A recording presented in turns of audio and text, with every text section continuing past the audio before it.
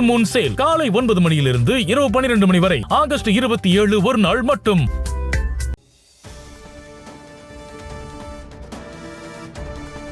நடந்து முடிந்த சட்டமன்ற தேர்தலில் பல அரசியல் கணிப்புகளை தாண்டி தாவேக தனிப்பெரும் கட்சியாக உருவெடுத்ததால் ஆளுங்கட்சி என்ற அந்தஸ்தை இழந்து எதிர்க்கட்சி நாற்காலிக்கு சென்றது திமுக. அதற்கு காரணம் திமுக மாவட்ட செயலாளர்கள் குறுநில மன்னர்கள் போன்று உலா வந்ததுதான் என்பதே மறுசீராய்வு குழுவினர் திரட்டிய தகவல்கள் மூலம் தெரிய வந்தது. கட்சி ரீதியாக அதிரடி மாற்றங்கள் செய்யாவிட்டால் எதிர்காலத்தில் எதிர்க்கட்சி நாற்காலியும் கூட இல்லாமல் போகும் என கருதிய திமுக தலைவர் மு.க.ஸ்டாலின் கடந்த 22ஆம் தேதி செயற்குழு கூட்டத்தை கூட்டி அதில் முக்கிய தீர்மானங்களை நிறைவேற்றினார். அது பழுத்த நிர்வாகிகளுக்குத்தான் பெரிய ஷாக்கை கொடுத்தது.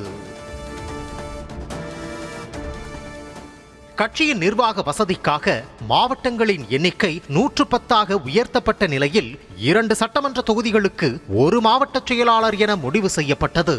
அதேபோல் மாவட்ட செயலாளர்கள் ஒருவர் இனி 3 முறை மட்டுமே அந்த பதவியில் நீடிக்க முடியும் என்று அறிவித்த நிலையில் அவர்களுக்கான அதிகபட்ச வயதும் 70ஆக நிர்ணயம் செய்யப்பட்டது.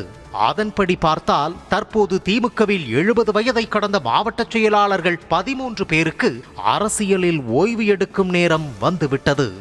மேலும் ஒன்றிய கழக செயலாளரின் அதிகபட்ச வயது 60 எனவும் கிளை செயலாளர்களின் வயது வரம்பு 45ஆகவும் நிர்ணயம் செய்யப்பட்டுள்ளது.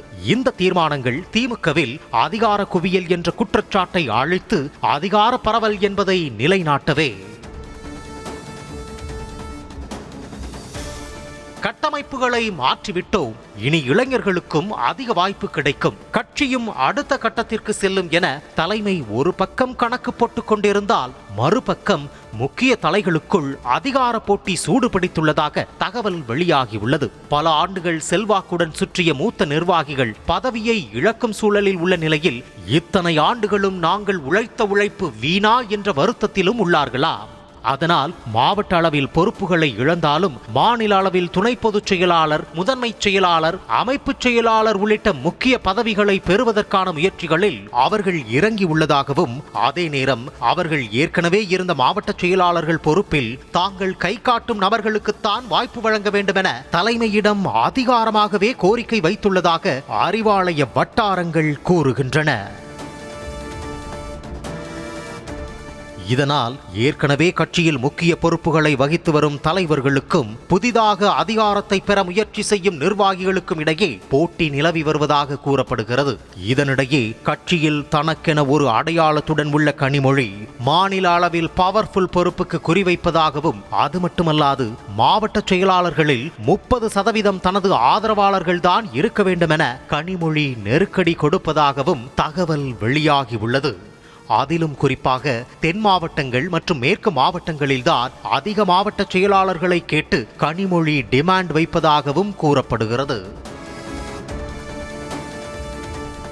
இதற்கு மத்தியில் இளரத்தங்களின் வாடை குறைந்ததால் தான் 2026 தோல்வியே என்ற காரணத்தை சுட்டிக்காட்டும் உதயநிதி கடந்த முறைதான் இளைஞர்களுக்கு வாய்ப்பு கொடுக்க விடாமல் மூத்த நிர்வாகிகள் முட்டு போட்டனர். இந்த முறை இளைஞர்களுக்கு வாய்ப்பு கொடுக்க வேண்டுமென உதயநிதியும் தன் பங்குக்கு ஒரு லிஸ்டை வைத்துக் கொண்டு நெருக்குகிறாராம். கட்சியை அடுத்த கட்டத்திற்கு கொண்டு போக தேவை உள்ளதால் உதயநிதி சொல்வதையும் தலைமையால் மறுக்க முடியவில்லை. இப்படி 3 பக்கமும் நெருக்கடி உள்ளதால் அமைப்பு ரீதியாக மாவட்டங்கள் மற்றும் மாவட்ட செயலாளர்கள் குறித்து முடிவெடுக்க முடியாமல் தலைமை திணறி வருவதாக கூறப்படுகிறது. அதனாலேயே இந்த வாரம் வெளியாக வேண்டிய மாவட்ட செயலாளர்கள் பட்டியலை அடுத்த வாரம் வெளியிடும் நிலைக்கு தலைமை தள்ளப்பட்டுள்ளதாம். ஃபுல் மூன் சேல் காலை 9 மணியிலிருந்து இரவு 12 மணி வரை ஆகஸ்ட் 27 ஒரு நாள் மட்டும்.